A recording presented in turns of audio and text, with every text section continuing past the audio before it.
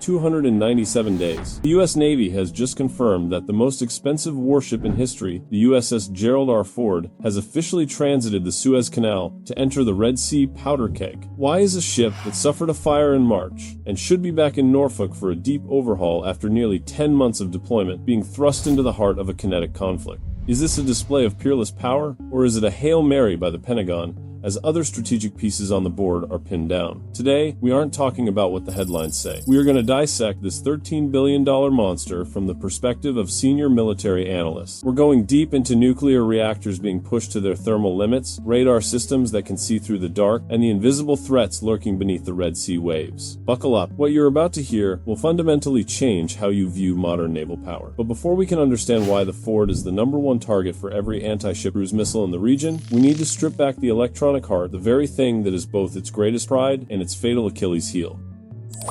Part 1. The A-1B propulsion system. Power or thermal trap? To maintain a 100,000-ton floating city, the Ford utilizes two A-1B nuclear reactors. This isn't just an upgrade of the Nimitz class, it's a total architectural revolution. It delivers a power output of 300 megawatts, 3 times that of its predecessors. Why is electrical wattage the ultimate decider? Because the Ford is the first carrier to use the EMALS, electromagnetic aircraft launch system. Forget the legacy steam pistons. EMALS uses magnetic rail technology to slingshot an F-35C into the sky in seconds. However, where's the causal link? High power output means extreme heat. Operating continuously for 297 days in the lukewarm, high salinity waters of the Middle East pushes the cooling loops to their absolute threshold. That laundry room fire in March? It might have been a minor headline, but it signals a grim reality. The Ford's electrical distribution system is aging 5 times faster than normal due to extreme operational stress. If the propulsion system is the heart, the dual-band radar is the brain. And it is this very brain that is turning the Ford into a digital lighthouse, screaming for the enemy's attention. Part 2. Dual-band radar, DBR, and the battle for air superiority. In the Red Sea, the enemy doesn't fight you with carriers, they fight you with $20,000 suicide drones and sea-skimming cruise missiles. In an environment cluttered by coastal terrain and high-traffic shipping lanes, legacy radars go blind. This is why the Ford is indispensable. Its dual-band radar, DBR, integrates S-band and X-band frequencies, allowing it to filter through massive amounts of environmental noise. It can distinguish a rogue wave from a drone the size of a seagull hundreds of miles away. But take note, to run this system, the Ford emits a massive electronic signature. In military terms, this is active painting. The Ford is standing in the middle of the Red Sea shouting, "I am here, hit me." It is a swaggering display of arrogance, but one fraught with extreme risk. Yet, the threat isn't just coming from the skies. While you're focused on the radar sweeps above, a cold, lethal war is being waged beneath the surface. Part 3. Unmanned underwater vehicles, UUVs, the silent chessboard.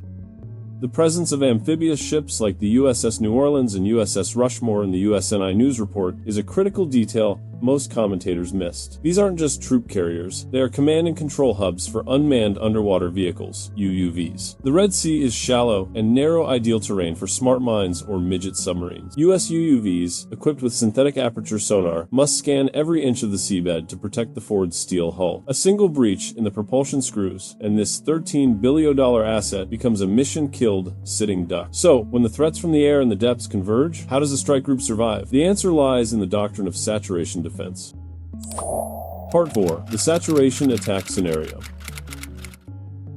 Imagine the nightmare. 50 low-cost drones, 20 cruise missiles, and 5 explosive boat drones, all launched simultaneously. The Ford's defense triggers in tiers. Outer tier, F, A, 18, E, F, Super Hornets, intercept targets 300 kilometers out. Middle tier, destroyers like the USS Mahan use Mk-41 VLS cells to ripple-fire SM-6 missiles. The SM-6 is the Swiss Army knife of the Navy, capable of intercepting aircraft and ballistic missiles in their terminal phase. Inner tier, the Phalanx CIWS, nicknamed R2D, 2 with a gun and ram, rolling airframe missiles, create a final wall of lead and fire. But here is the truth they don't want you to know. Each destroyer only has roughly 9096 VLS cells. Once they are Winchester empty, they have to withdraw to rearm. The Ford staying in the Red Sea this long means the group's depth of fire is being depleted. The US is falling into a fiscal attrition trap, using $2 million missiles to swat down $20,000 drones. Why did the third carrier, the USS George H.W. Bush, have to transit around the southern tip of Africa instead of taking the Suez Canal like the Ford. This is the final tell of the strategic logic. The Suez Canal is currently a death trap. Sending the Ford through was a massive gamble, but with the Bush, the Pentagon refused to double down. They need a clean reserve force, one not eroded by 300 days of combat, to be ready for a total regional conflagration if the Red Sea boils over. Our verdict: the presence of the USS Gerald R. Ford in the Red Sea is not a sign of stability. It is a sign of a system being pushed to its breaking point. The U.S. is showcasing its apex technology, EMALS, DBR, A1B, to deter the enemy. But beneath that steel skin is a crew and a machine pushed beyond the limits of post-Cold War safety margins. The Ford's enemy isn't just the Houthi or Iranian missiles. It is time and salt. If a saturation attack happens on day 305 of this deployment, will the EMALS capacitors still have the cycle life to launch the air wing? Will the DBR still have its fidelity after thousands of hours of peak power operation? The answer might be very bitter for Washington. We are standing at a new threshold of military history, where steel giants are struggling to hold the line against the relentless attrition of cheap, asymmetric warfare. Don't forget to subscribe and hit the bell so you don't miss part 2, where we dissect the nightmare scenario. If the Ford is hit, how does the WW3 script actually begin? Thank you for watching today's deep dive analysis.